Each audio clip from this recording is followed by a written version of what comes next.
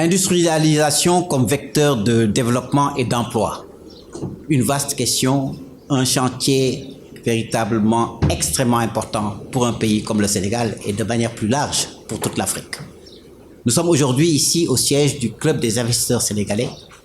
Je donne d'abord la parole à son président, M. Babacar Ngom.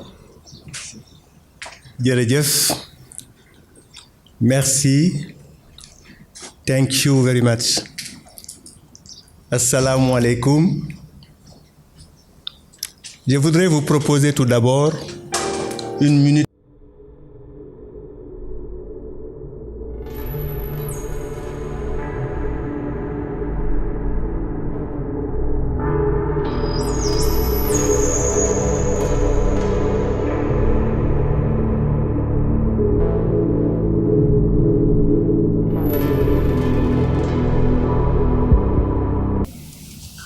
Excellences, Monsieur l'ambassadeur du Rwanda au Sénégal,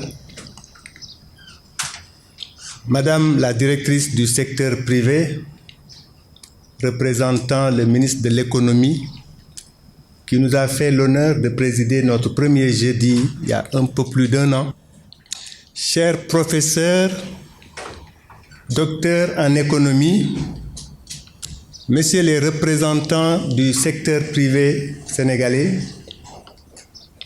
chers membres du Club des investisseurs sénégalais, Messieurs les représentants de la Banque mondiale, distingués invités en vos rangs et qualités, chers amis, c'est avec un réel plaisir que nous vous recevons aujourd'hui ici au siège du Club des investisseurs sénégalais et vous souhaitons tout d'abord la bienvenue et vous dire combien nous sommes honorés et ravis de vous recevoir en espérant que cette rencontre d'aujourd'hui soit, comme c'est inscrit dans notre agenda, une deuxième rencontre qui en verra beaucoup d'autres et qui nous permettront d'échanger sur une question centrale pour tous les pays, la question de l'économie qui doit être au cœur de nos préoccupations, au cœur de nos discussions, au cœur de nos débats. Nous souhaitons donc que cette rencontre soit une deuxième, mais qui voie l'occasion, les mois à venir, parce qu'on l'a bien nommé les jeudis du CIS, qu'on puisse nous retrouver et vous êtes considérez que vous êtes nos invités permanents, surtout en tout cas vous les économistes. Je voudrais donc au nom du CIS encore une fois vous dire grand merci. Pour dire simplement aussi que la pandémie de Covid-19 qui sévit depuis plus d'1 an maintenant, 1 an et demi pratiquement, a freiné les activités, en tout cas beaucoup de nos activités au niveau du club. Mais cette lueur d'espoir que nous voyons, que nous entrevoyons à l'horizon, nous donne envie. Et nous espérons que cela continue aussi, ça dure et que ça perdure. Donc cette lueur d'espoir nous donne envie d'avoir des rencontres comme celle-là, tous les mois ou au moins tous les 2 mois. Le thème qui nous réunit aujourd'hui, l'industrialisation, comme vecteur de développement et de création d'emplois. Ce thème-là, le thème n'aurait pas pu être mieux choisi compte tenu du contexte que nous vivons en ce moment. Mais quand on dit industrialisation, on remonte très loin. Pensons d'abord à l'agriculture. L'agriculture, ça va de là jusqu'à l'industrialisation, je veux dire l'industrie minière. Et entre les deux, entre le métier de l'agriculture jusqu'à l'industrie minière, nous allons avoir tout ce qui touche à l'artisanat, tout ce qui touche à l'élevage, tout ce qui touche à la pêche et tous ces métiers-là qui doivent nous permettre de produire, de transformer, de valoriser, de créer de la richesse, pour ainsi dire, de domestiquer de la valeur ajoutée et de faire en sorte d'équilibrer notre balance commerciale. Donc produire. Produire plus par substitution aux importations. produire, je pense que le Covid, la pandémie de Covid nous l'a enseigné, nous a montré que nous devons davantage compter sur nous-mêmes, sur tous les plans. Au plan de la production, de l'autosuffisance, de la sécurité alimentaire, au plan sanitaire, au plan de l'éducation. J'espère que la leçon de la pandémie a été comprise et bien comprise par nos pays africains, parce que nous avons le continent le plus riche en ressources, mais nous n'avons pas le continent le plus riche réellement. Donc produire, ça va aussi inclure le développement des petites et moyennes industries. Ça va aussi transformer le secteur informel, parce que comme vous le savez, au Sénégal, nous avons un secteur informel très dynamique, mais très vaste. Et c'est pour ça que je disais souvent, produire ce que nous mangeons, ou ce que nous consommons, et consommer ce que nous produisons. Le meilleur exemple, en tout cas, moi-même, je suis habillé par nos tailleurs, ici, localement, et je suis chaussé par nos cordonniers. Le CIS reste convaincu que la politique d'industrialisation passe inévitablement par le développement d'un secteur privé fort. Je voudrais donc terminer par ces mots, encore vous remercier très sincèrement pour avoir pris de votre temps pour partager avec nous ces moments. Excellence, Monsieur l'ambassadeur, je voudrais vous dire au nom des membres du club combien nous sommes ravis de votre présence. Et votre présence ici aujourd'hui, vous représentez pratiquement le continent africain. Tout simplement parce que votre pays, ce beau pays du Rwanda, votre président, le président Paul Kagame, dont nous saluons l'amitié avec notre président, le président Macky Sall, ce beau pays qui constitue une fierté pour toute l'Afrique et pour tous les Africains. Donc votre présence ici parmi nous a un sens extrêmement élevé. Je vous remercie, je remercie la salle, je remercie nos invités, nos professeurs, nos docteurs en économie qui nous ont fait aussi l'honneur d'être avec nous. Je vais laisser la parole tout à l'heure au modérateur qui va nous présenter nos panélistes qui ont été choisis parce qu'ayant un parcours reconnu, et je souhaite à tout le monde un enrichissement, un très grand enrichissement après cette rencontre de ce matin. Et je vous remercie encore une fois de votre aimable attention. Merci beaucoup. Merci, Monsieur le Président du Club des investisseurs sénégalais. Merci, Babacar. Je crois que le décor est campé. L'industrialisation, ce n'est pas une incantation. L'industrialisation, c'est une vision, c'est une volonté politique, sont des infrastructures, sont des ambitions. Mais l'industrialisation également s'appuie sur des potentialités et des opportunités qui sont propres à chaque pays, qui sont propres à des regroupements de pays. Un des spécialistes de ces questions, un véritable stratège qui a accompagné beaucoup de pays africains, est ici parmi nous. Mais avant de le présenter, juste dire que nous avons une dizaine de participants qui sont hors du Sénégal et qui suivent en temps réel nos débats et qui participeront. Donc, je disais un stratège qui accompagne des institutions, des sociétés, des États. Je ne voudrais pas en citer parce que tellement il y en a jusqu'au moment où je parle. Donc, Victor Ndiaye. Victor Ndiaye est le président-directeur général du groupe Performance. Donc, je lui donne la parole pour nous mettre véritablement l'eau à la bouche et camper la situation générale. Merci beaucoup, Maktar. Bonjour à tous. Alors, ce thème est clé car tout le monde s'est posé la question pourquoi certains pays arrivent à décoller et d'autres pas. Et on voit notamment souvent ce graphique donc, qui compare le Sénégal à la Corée du Sud avec au départ deux pays qui étaient à peu près au même niveau et aujourd'hui deux pays qui ne le sont plus du tout. Le départ étant le moment de l'indépendance en 1960. En réalité, pour être plus précis, en 1960, le PIB par habitant du Sénégal était le double de celui de la Corée du Sud. Et aujourd'hui, le PIB de la Corée du Sud représente 22 fois celui du Sénégal. Alors, qu'est-ce qui s'est passé? Ben, c'est tout simple. la Corée du Sud s'est industrialisée et le Sénégal pas. La Corée est devenue ainsi aujourd'hui un des géants mondiaux de l'industrie lourde, la sidérurgie, l'industrie automobile, la construction navale, un exportateur majeur de pétrole raffiné. Et un des points intéressants dans cette comparaison avec la Corée du Sud, c'est que la Corée ne disposait en réalité d'aucune des matières premières qui permettaient d'être fort dans ces filières. Ils n'ont pas de fer, ils n'ont pas d'acier, ils n'ont pas de pétrole.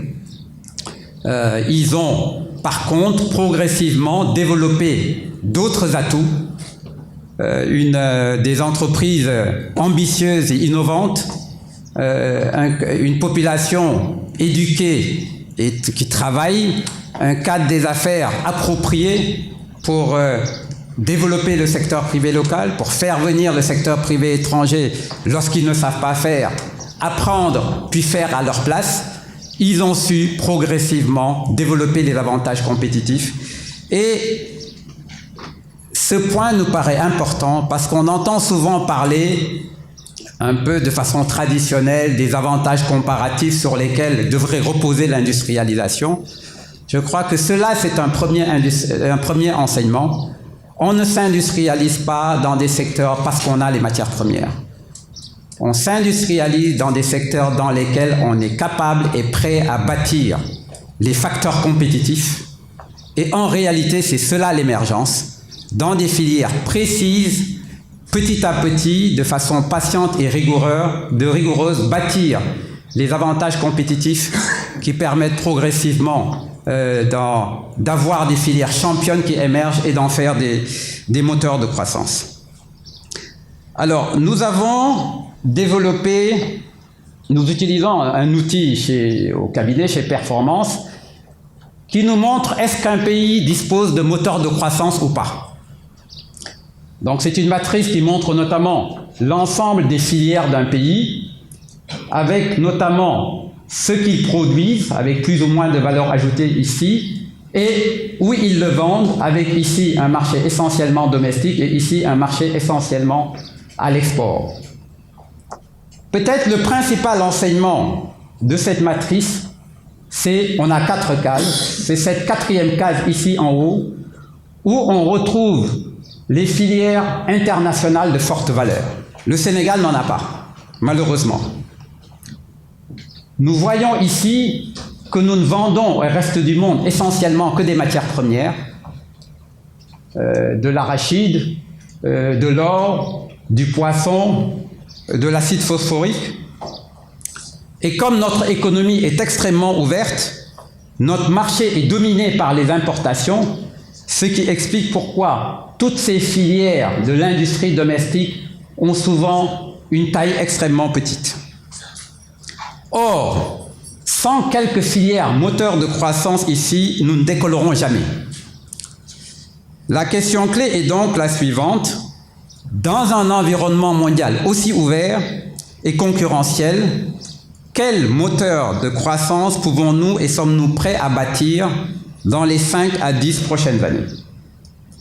Alors, pour y répondre, il y a une première piste de bon sens que les consultants en stratégie, j'en fais partie, non pas toujours, c'est de se demander et de regarder dans quoi travaillent les Sénégalais aujourd'hui et comment faire en sorte qu'ils fassent mieux ce qu'ils font aujourd'hui et gagnent plus.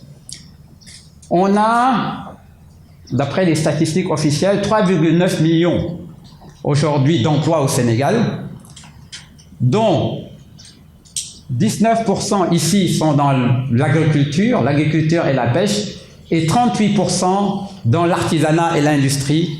On peut dire l'artisanat parce que seul 1% de ce secteur est formel, ça veut dire que les 49% restants, on est bien dans de l'artisanat. Ceci montre que 6 Sénégalais sur 10 sont dans l'artisanat ou l'agriculture et en réalité vivotent avec des revenus extrêmement faibles et précaires. Et pour ces agriculteurs, comme pour ces artisans, leur avenir dépend de l'industrie. Voyons comment. Commençons par l'agriculture.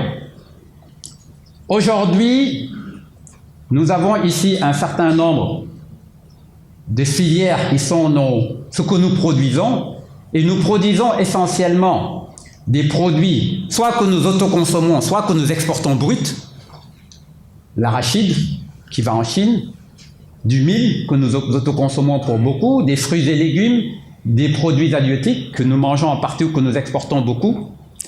Et nous avons une industrie agroalimentaire, avec d'ailleurs un certain nombre de grands acteurs ici. EDK aujourd'hui est dedans, Sénico, Sedima, la NMA, Patisen, mais qui travaille essentiellement avec des matières premières importées. Demain, nous devrons impérativement transformer nos matières premières sur place dans le cadre de filières intégrées de bout en bout. Alors, je donnerai ici l'exemple d'une filière souvent délaissée, mais que nous, les Ferrères, on aime bien, c'est le mil. Et il y a une usine à Thiès, à Fanden, à la sortie de Thiès, qui fabrique de la farine de mil et qui, à partir de la farine de mil, fabrique des produits que nous consommons beaucoup au Sénégal, du harao, du takri, du couscous, etc. Une usine mise en place par notre compatriote Pierre Ndiaye des Yaourts Ndiabot. Pour son mil et pour fabriquer la farine et ses produits, cette usine s'approvisionne à partir de coopératives qui sont à Ouahanguna, à côté de Kaolack. Et grâce au contrat annuel d'achat qu'elle a mis en place avec ses contrats d'achat, avec ses coopératives, elle a littéralement transformé la vie de ces zones. Avec notamment 6000 paysans qui, grâce au contrat annuel d'achat, aujourd'hui ont un financement de la banque, ont une assurance en cas de perte de récolte, avec de l'appui, ont pu augmenter très fortement leur productivité, qui est passée de 700 kg à l'hectare à 1200 kg à l'hectare, donc des revenus qui ont très fortement augmenté, sans parler ensuite du staff, des soixantaines de personnes qui sont également dans l'usine et qui ont également désormais des emplois formels, dont une quarantaine de femmes de Fanden. Le mil, c'est environ 1 million d'hectares emblavés au Sénégal, et si la moitié de ces terres emblavées bénéficiaient de contrats pluriannuels comme ces coopératives de Kaolack, c'est environ 1,5 million à 2 millions d'emplois rémunérés demain pour toute une population de paysans et en réalité de plus en plus d'agri-entrepreneurs. Et contrairement à ce qu'on entend souvent, le potentiel du marché du mil est là. Au Sénégal comme à l'international, il se trouve juste qu'on ne l'a jamais vraiment développé. Et ce qui est vrai du mil est vrai d'autres produits, est vrai de l'arachide. L'arachide, c'est 1,5 million d'hectares emblavés au Sénégal, c'est la superficie la plus importante. Donc, on se rend compte que le potentiel de transformation de nos produits est extrêmement important dès lors qu'on met en place une chaîne de valeur véritablement intégrée. Et comme partout dans le monde, l'industrie est l'avenir de l'agriculture car elle lui assure ses débouchés et lui permet d'augmenter sa productivité et ses revenus. Deuxième sujet, les artisans. On a ici deux groupes d'images, donc à gauche et à droite. Je ne sais pas si vous voyez quelle est la différence entre ces deux images. À gauche, on a des artisans traditionnels sénégalais. Et à droite, nous avons des images qui sont extraites des sites des plus grandes maisons de luxe du monde. Chanel, Dior, Louis Vuitton. Et aujourd'hui, dans leur site, ils ne montrent pas leurs produits, ils montrent leur savoir-faire parce qu'ils considèrent que c'est désormais leur atout le plus important.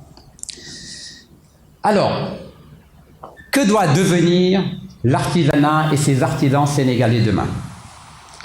D'abord, ce qu'il faut savoir, c'est qu'avant l'industrie, tout était artisanat. C'est avec la révolution industrielle que l'artisanat s'est progressivement fondu dans l'industrie.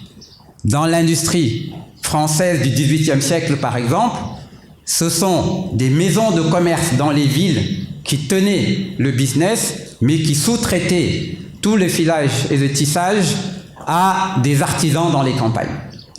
Mais avec la production en série, avec la recherche de coûts de plus en plus bas, cet artisanat s'est fondu dans de grands groupes industriels et c'est ce qui a mené d'ailleurs vers la mise en place de grandes chaînes de production à l'échelle mondiale, avec une partie de ces productions qui ont été de plus en plus sous-traitées au Bangladesh ou en Éthiopie avec des coûts de plus en plus bas. Seules les grandes maisons de luxe gardant une activité semi-artisanale à haute valeur ajoutée.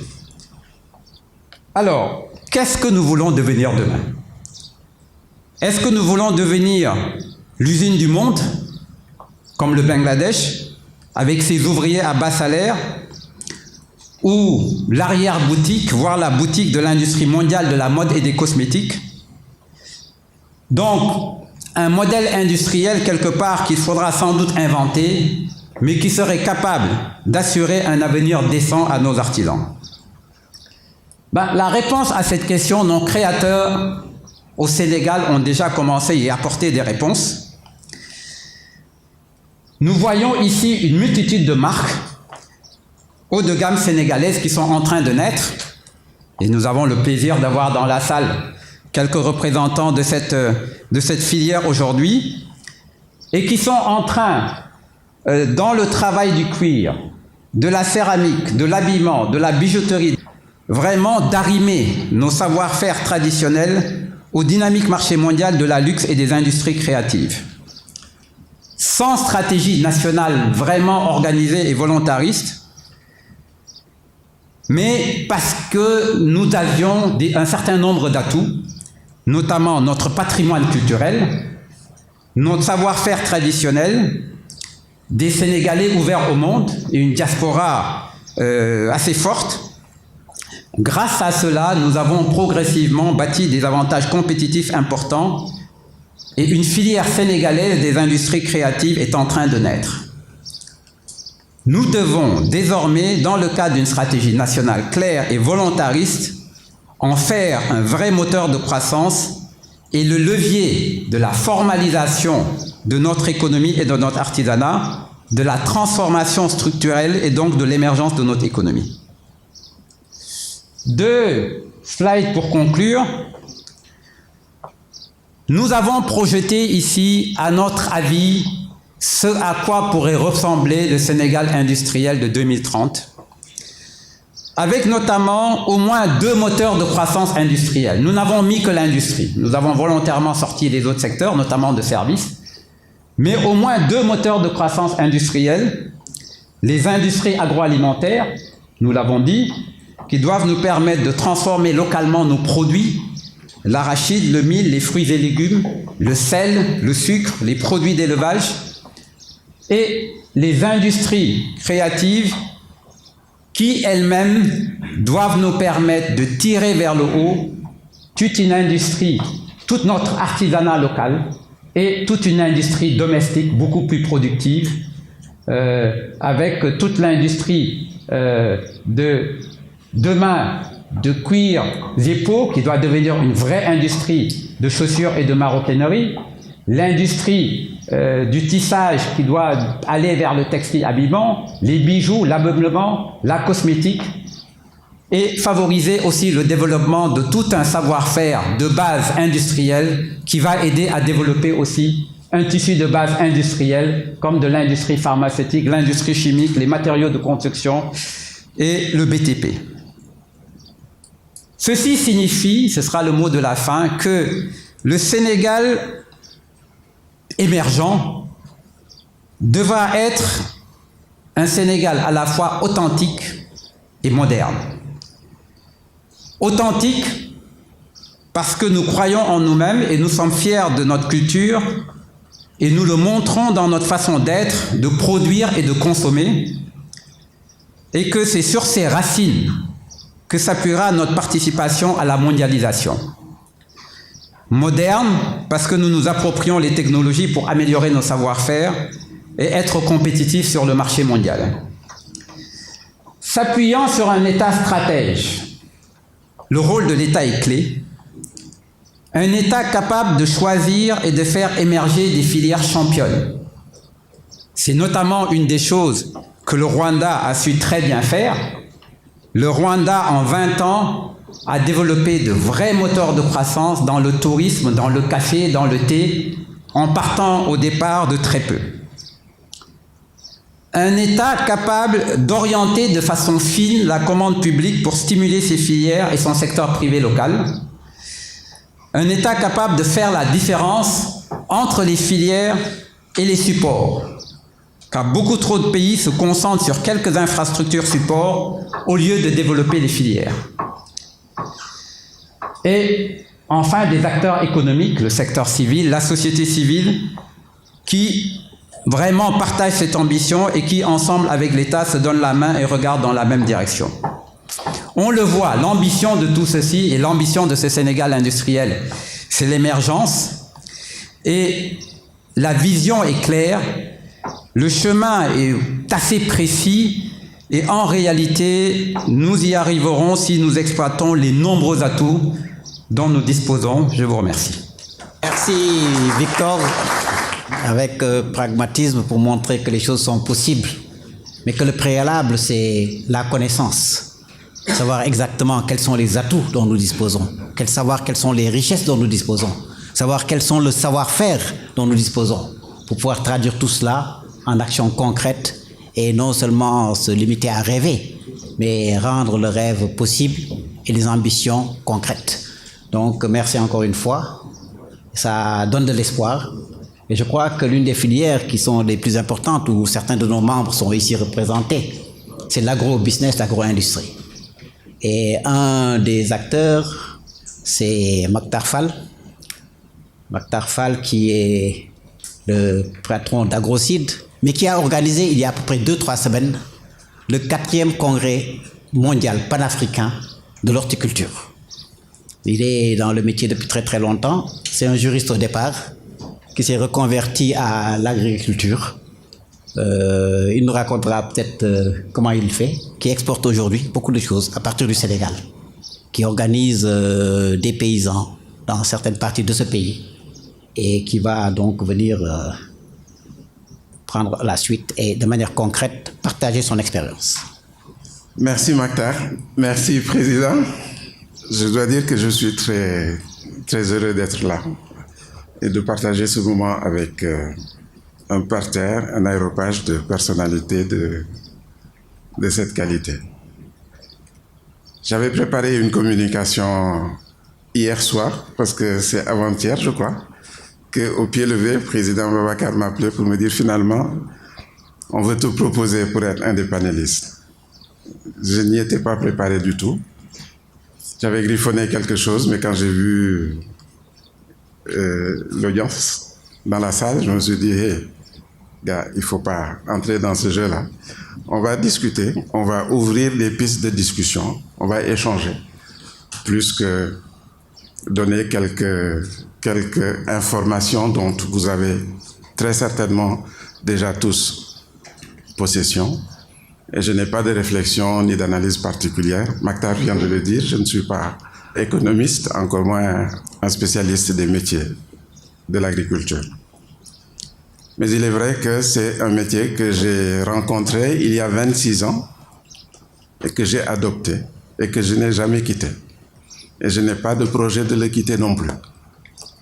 La raison est simple, c'est que j'y trouve un équilibre assez parfait entre, on va dire, mes ressentiments personnels et au fond ma vocation professionnelle. Victor l'a dit,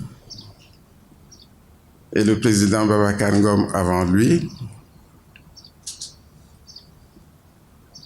l'industrie, c'est d'abord la production en amont.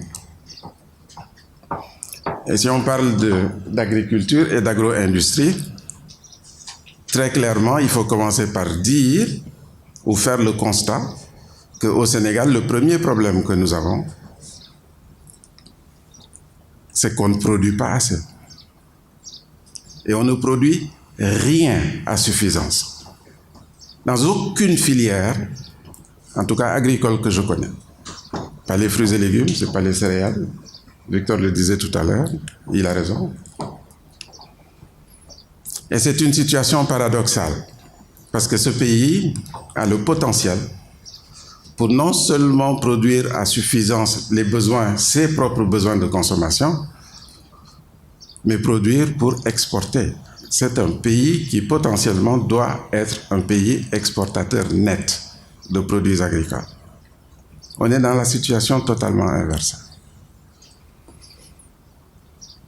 On peut discuter, on peut échanger sur les raisons, sur les explications. Qu'est-ce qui nous vaut d'en être là? À mon avis, au moins 2 éléments clairs. C'est le défaut de formation des acteurs. On ne peut pas être même un agriculteur et tirer un optimum de sa production de patates douces, de salades, d'oignons ou de je ne sais pas quoi, si on n'a pas une base minimale de formation dans ce métier. Je peux le dire et je donne souvent l'exemple pour la tomate industrielle. Nous sommes un peu en compétition avec le Maroc. C'est très prétentieux d'ailleurs de le dire, mais enfin, dans le sud du Maroc, à Agadir, les conditions de culture sont absolument identiques à celles qu'on retrouve dans la vallée du fleuve Sénégal, avec la disponibilité en eau en moins, du moins en notre faveur, parce qu'on a de l'eau, nous, pour la vie. Et à Agadir, il n'y a plus d'eau. On utilise à 98% le même paquet technique, c'est-à-dire la génétique, les semences, les produits de traitement, les produits de fertilisation. Quand, à l'arrivée, le producteur marocain, il sort pas moins de 120, 130 tonnes à l'hectare de tomates industrielles. Au Sénégal, on rame pour sortir 30 tonnes à l'hectare. La différence, elle n'est pas dans le paquet technique, je dis que c'était le même. Pas dans les conditions climatiques ou pédologiques ou whatever, on est rigoureusement dans les mêmes conditions. C'est la connaissance, la formation, je pense, là, clairement qui fait la différence. Évidemment, d'autres facteurs, la mécanisation, essentielle. Il faut arriver à un niveau de mécanisation plus élevé, plus poussé, dans toutes les filières agricoles pour pouvoir accroître la rentabilité de ce secteur.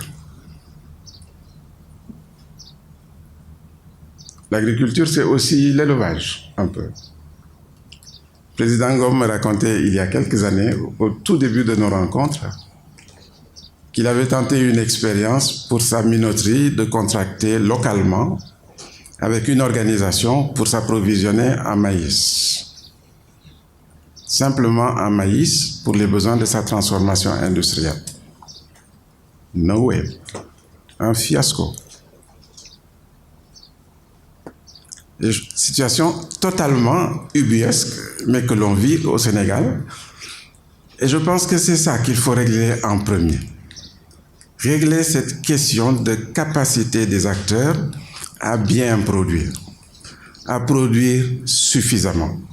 Ce qui est vrai du maïs fourragé, qui est vrai de la tomate industrielle, est vrai de toutes les spéculations que l'on fait ou que l'on peut faire au Sénégal. Donc je le disais, un pays exportateur net par vocation, qui se retrouve être un pays importateur net de toutes denrées de consommation. Je pense que c'est cette tendance qu'il faut renverser avant même d'envisager, d'enclencher sur des processus post-récolte de transformation. Parce que l'industrialisation, c'est précisément ça. C'est qu'est-ce qu'on fait quand on a fini de produire. Et là-dessus, encore une fois, si je donne l'exemple de la pomme de terre. Voilà un pays qui peut produire de la pomme de terre, évidemment pour ses besoins de consommation propre, mais qui continue d'importer 300-400 000 tonnes de pommes de terre par an. En frais. Mais qui continue d'importer et avec une tendance exponentielle des produits transformés de pommes de terre, des surgelés, des flocons de pommes de terre, même les chips. Ça, c'est de la valorisation industrielle. Si on règle la question de la production, toutes ces questions vont suivre, évidemment, à condition de régler aussi tous les autres paramètres de compétitivité, et notamment la question énergétique, elle est importante, elle est essentielle. Je parlais de tomates industrie. Je vais revenir dessus pour évoquer un autre aspect du problème que nous avons. J'ai pu avoir un partenariat avec une société japonaise qui est leader mondial pour ce qui est tomates industrielles. Voilà. Une société qui transforme 24 millions de tonnes de tomates fraîches tous les ans, avec des unités industrielles dans 17 pays. Ils sont venus au Sénégal. Ils sont venus au Sénégal parce que le président de cette société, comme beaucoup d'acteurs internationaux aujourd'hui, est arrivé à la conclusion que l'Afrique, c'est un continent pour l'avenir et qu'il y a du potentiel et que tout est à faire ici. Donc, sur les politiques d'attrait de l'investissement direct étranger, il y a certainement encore des choses à faire, mais il y a une base qui peut vendre le Sénégal. Et c'est les raisons pour lesquelles ces gens sont venus là. On est ensemble depuis 5 ans. On a fini de prouver qu'il est possible au Sénégal, dans la vallée du fleuve Sénégal, de produire de la tomate fraîche, de la transformer en triple concentré de tomate. Le triple concentré de tomate, c'est la matière première industrielle pour tous les produits industriels dérivés de la tomate. D'accord? Donc, qu'on peut produire au Sénégal, transformer, obtenir du triple concentré moins cher que le triple concentré qu'on importe de Chine, de Turquie ou des pays du pourtour méditerranéen. Le Sénégal est devenu compétitif, avec un potentiel d'être un champion à l'échelle mondiale dans la production du triple concentré. Aujourd'hui, on importe encore au Sénégal, pour les besoins de nos industries, plus de 70% de leurs besoins de triple concentré. Voilà les problèmes. Paradoxe extrême. Donc, ça est prouvé. Il reste à passer à l'action. Je précise que le marché du triple concentré pour le Sénégal, il est tout petit. Mais à l'échelle de la CEDEAO, il est énorme. Et il est à 99% entre les mains des Chinois, qui nous vendent du triple. Il n'y a pas de Chinois ici, donc je peux y aller. Qui nous vendent du triple avec peut-être, je dis bien peut-être, 60% de tomates. Et plein d'autres composants. Ce qu'on produit ici, c'est de la tomate, mais 100% de tomates fraîches. On n'y arrive pas. On n'arrive pas à démarrer l'usine, même à l'implanter. Parce que je l'ai dit tout à l'heure, il faut régler la question de la production. Il faut des terres. Et on n'a pas de terre. Et ce n'est pas faute de demander, on a frappé à toutes les portes. Je ne devrais pas évoquer la question de terres agricoles ici aujourd'hui. Bon. C'est général. Donc ça fait partie des problèmes et ce sont ces problèmes-là, je pense qu'il faut prendre à bras le corps. Et une organisation comme le CIS est tout indiquée, justement pour prendre à bras le corps ces questions, structurer une démarche et mener, je vais emprunter le terme, les combats qu'il faut pour les faire aboutir. Parce que c'est un rapport presque de force qu'il faut avoir avec les autres acteurs, et notamment avec l'État, pour arriver à des infléchissements sur les exigences pour rendre cela possible. J'avais encore une fois pris beaucoup de notes et fait une préparation, mais je pense que l'intérêt de cette rencontre, il va être plus dans les échanges qu'on va avoir. Je vais vraiment m'arrêter à ces quelques éléments de partage sur la question spécifique de l'agro-industrie. On aurait pu développer sur l'artisanat, vous en avez parlé. Là aussi, incroyable. Je pense que le problème qu'on a, en tout cas un des problèmes, c'est la mise en cohérence des politiques sectorielles pour l'industrialisation. Et sur cette question, il y a beaucoup de choses à dire. Je ne comprends pas qu'un pays comme Sénégal, bravo président de vous habiller Sénégal, avec le potentiel de création que nous avons, le talent que nous avons de nos créateurs, qu'on n'ait pas suffisamment développé l'industrie, mais de la filature. Elle a existé, elle a fait florès un moment. Elle est en décrépitude, elle n'existe quasiment plus. La production cotonnière au Sénégal, je rappelle que le Sénégal est un pays parmi les 5 pays de la zone Ouest-Afrique producteurs de coton, avec un énorme potentiel. C'est ce que c'est devenu la production cotonnière. Donc la mise en cohérence pour moi, c'est reprendre la production cotonnière, remettre du jus dans les industries et les mettre à niveau les industries textiles, et après développer une politique d'incitation pour le développement du secteur de la confection, de l'industrie textile. C'est cohérent et ça peut fonctionner, mais on ne peut pas vouloir ça et puis encourager ou mettre en place un dispositif d'importation de feuilles. Ça ne marche pas, c'est pas possible, c'est l'un ou l'autre. Dans l'industrie laitière, c'est ce qui a perdu les industries comme Senlait, drapeau national. C'est ce qui a perdu une industrie comme Nestlé, leader mondial, sur un marché comme le Sénégal.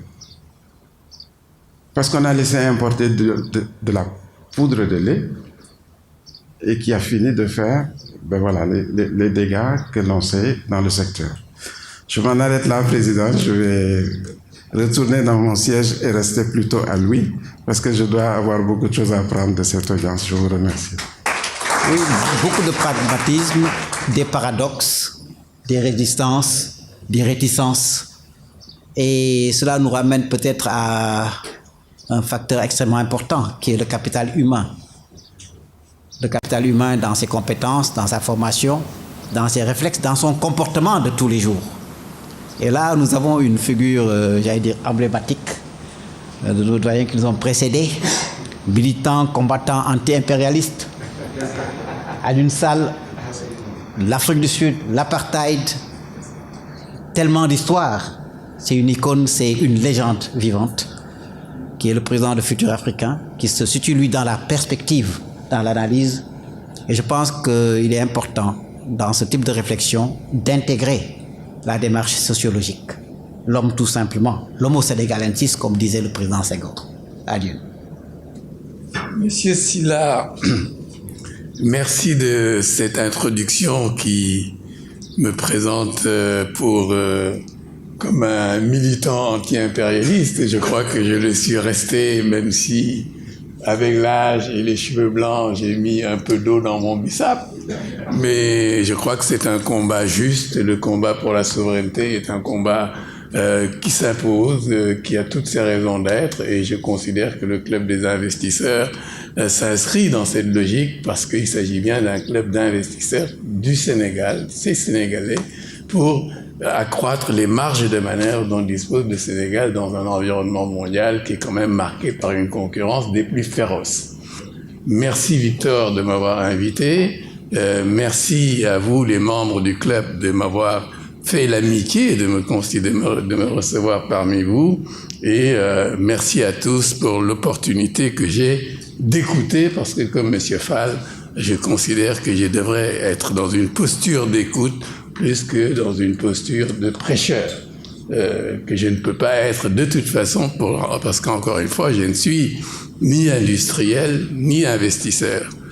Néanmoins, je ne me sens pas étranger parmi vous, parce que le sujet est un sujet qui interpelle. L'industrialisation comme vecteur d'emploi est un sujet qui interpelle le prospectiviste que je suis, parce que qui parle d'industrie, il parle évidemment de long terme, et le sociologue que je continue d'être, même si je ne fais plus beaucoup de terrain, ainsi que me le reproche mon ami Magalouane, je demeure un sociologue et à ce titre, je m'intéresse aux acteurs de l'industrie et je m'intéresse à tout ce qui tourne autour de l'humain et le capital humain.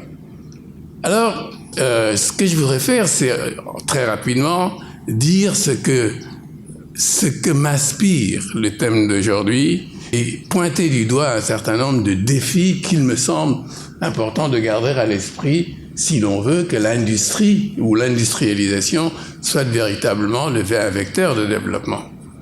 Alors, quand j'entends parler d'industrie, évidemment, je pense je suis interpellé à un double titre. Parce que il y a une certaine polysémie qui s'attache à la notion d'industrie.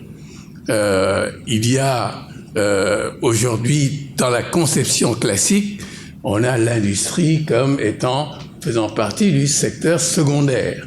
Il y a un secteur primaire, il y a un secteur secondaire, il y a un secteur tertiaire. L'industrie, c'est le secteur secondaire et on pense en termes d'articulation entre le secteur primaire et le secteur secondaire permettant de valoriser les produits du secteur primaire.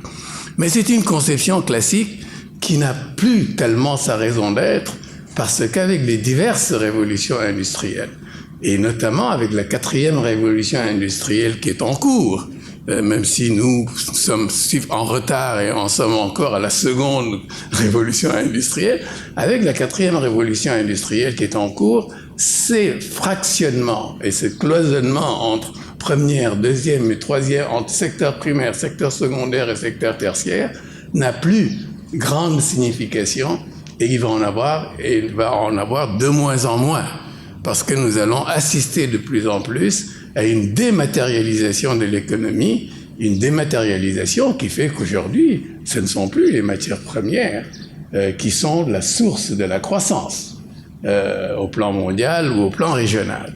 Il y a donc nécessité, je crois, de réfléchir à l'industrie autrement qu'en termes de secteurs qui seraient séparés du secteur primaire, etc., etc.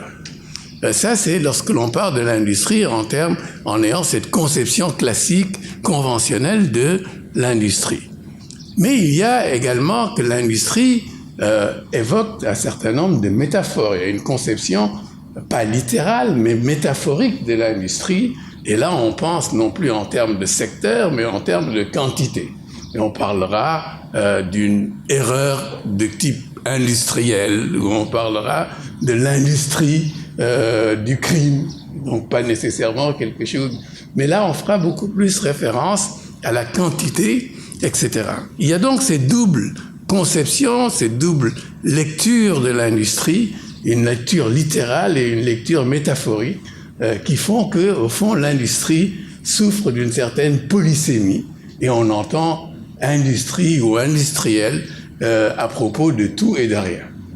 Et il faut donc, je crois, le premier défi qu'il convient de relever est bien celui-là. Il est d'ordre sémantique, il est d'ordre conceptuel.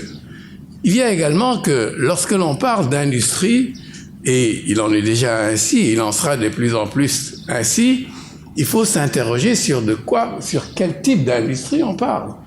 De façon conventionnelle, on distingue, les spécialistes, dont je ne suis pas, vont distinguer une industrialisation par intégration sectorielle. C'est la fameuse industrie industrialisante dont l'Algérie s'est fait à un moment le chantre, avec notamment des chercheurs comme De Bernis, etc.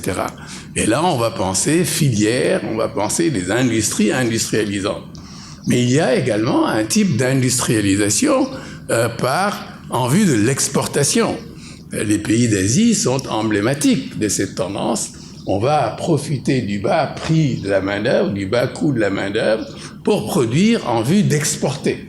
Et puis, il y a un autre type d'industrialisation par substitution d'importation, qui est l'industrialisation la plus connue qui a eu cours au début des indépendances dans la plupart des pays. On va produire localement pour réduire pour limiter nos importations, etc. Et lorsqu'on s'interroge sur le futur, pour le futur, on se demande si cette espèce de cloisonnement, encore une fois, est tout à fait justifié, ou est-ce que c'est plutôt devenu obsolète? Comment peut-on se contenter d'une industrialisation en vue de substitution d'importation?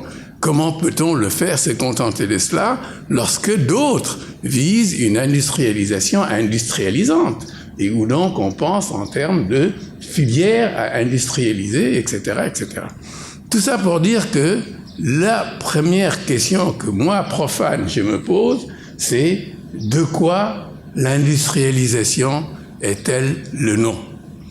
À quoi pense-t-on? À quoi se réfère-t-on lorsque l'on parle de l'industrialisation? Et je crois que il est important de libérer cette notion d'industrialisation de la gangue qui l'enferme et du flou artistique dont on l'entoure et qui amène les gens à regarder cela comme une espèce soit de sésame qui va résoudre tous les problèmes, hein, soit comme une histoire de sombre, pas clair, etc., ou quelque chose qui est au-dessus de nos forces. Et dès lors qu'on pense que c'est au-dessus de nos forces, on se retrouve verrouillé psychologiquement et on s'interdit d'aller dans ce domaine dont on pense qu'il est précisément au-dessus de nos forces. Alors, pour se libérer de ces deux attitudes, l'une qui consisterait à tout attendre de l'industrialisation, comme de l'autre qui consiste à se dire que c'est au-dessus de nos forces, il faut, je crois, faire un effort de clarification conceptuelle qui va donc bien au-delà des simples questions de terminologie et de précision sémantique. Ceci est mon premier point. Mon deuxième point, c'est que quel que soit le type d'industrialisation que l'on choisit, pour aujourd'hui et pour demain, et quelle que soit l'articulation entre ces divers types d'industrialisation, qui dit industrialisation dit transformation et dit donc rupture et départ par rapport à des schèmes dominants, etc. Et ces ruptures, elles me semblent nécessaires à plusieurs niveaux.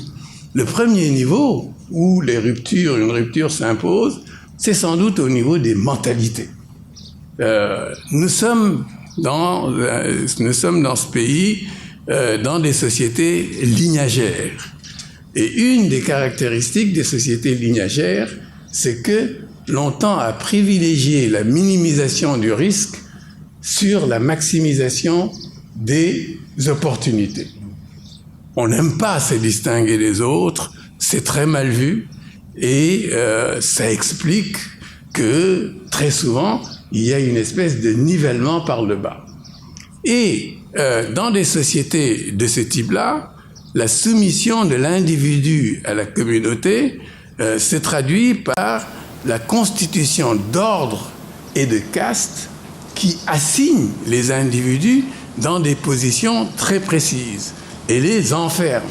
Et la place que l'on occupe dans la société est déterminée par des facteurs qui n'ont rien à voir avec les propres compétences que l'on peut avoir, mais qui sont déterminés par le sang, par le rang, l'ordre de naissance, la place qu'on occupe dans l'ordre de naissance, etc., etc. Et dans des sociétés de ce type-là, ne sont pas des sociétés ouvertes.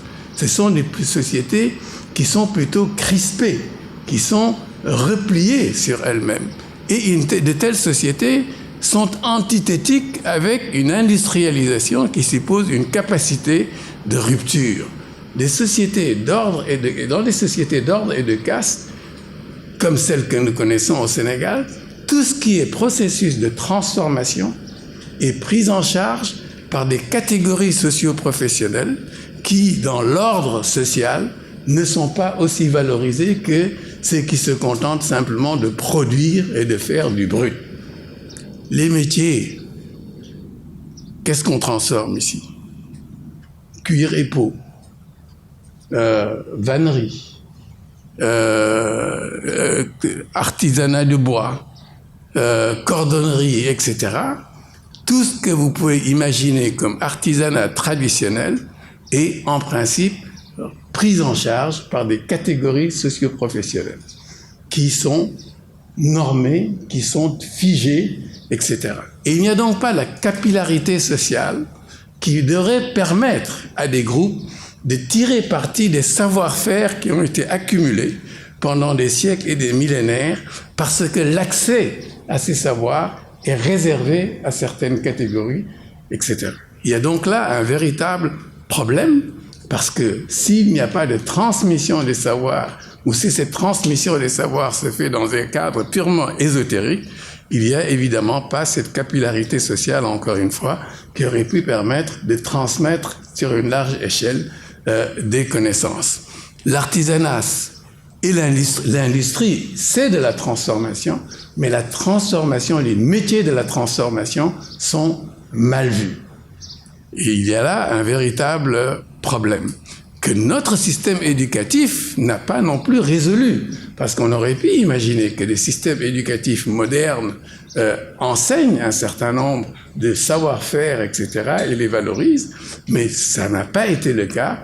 Notre enseignement technique et professionnel a été pendant très longtemps considéré comme un enseignement de seconde zone et réservé à ceux qui n'avaient pas réussi à être performants dans le système classique. Il y a d'ailleurs une expression assez révélatrice qu'on utilise encore en Wolof, ceux qui doivent se laver les mains en sortant du travail, parce qu'ils se salissent les mains. Et donc, l'enseignement technique et professionnel, ça a été pendant très longtemps assimilé à ceux qui doivent, en sortant de l'école, se laver les mains, à la différence de ceux qui vont dans les systèmes classiques et où ils peuvent sortir de l'école sans avoir besoin de se laver les mains.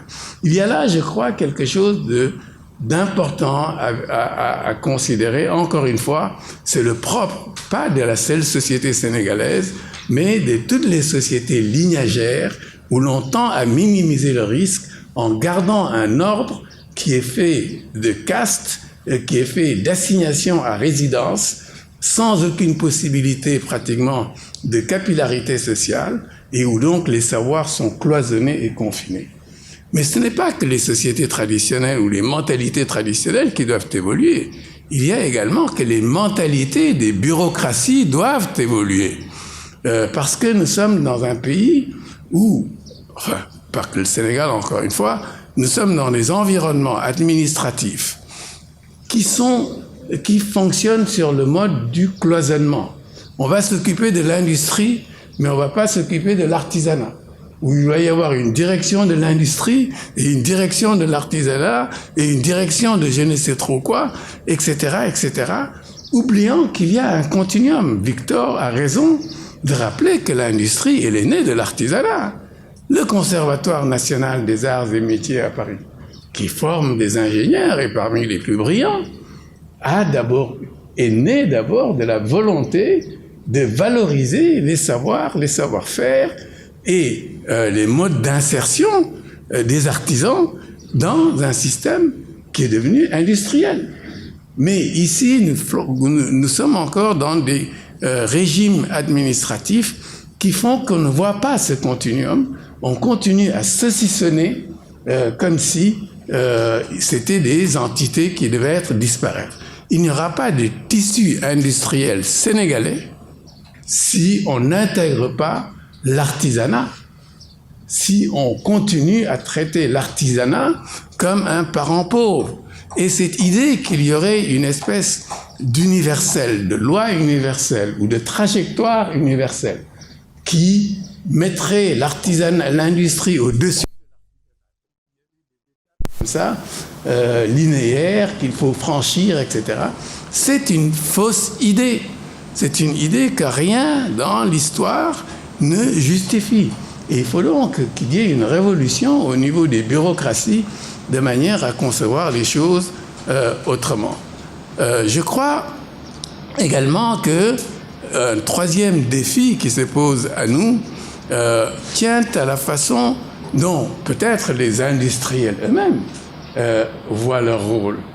Effectivement, nous avons aujourd'hui des industries, nous avons des capitaines d'industrie, etc., etc. Mais est-ce le fruit d'un héritage ou autre chose? Toujours est-il que j'ai l'impression qu'on a encore cette mentalité du chef d'entreprise comme étant un boss. Le boss, ça allait lorsqu'il y avait qu'une source d'information, qu'une source de commandement, qu'une source de financement, etc., etc. Ce n'est plus le cas. Aujourd'hui, ce sont des équipes qui gagnent. L'avenir est à la constitution de réseaux. L'avenir est à la constitution, au développement de flux, etc., des échanges continus, etc. Et je crois donc que les capitaines d'industrie ne gagneront la bataille, ne donneront la pleine mesure de leur potentiel que s'ils savent inspirer et motiver des groupes.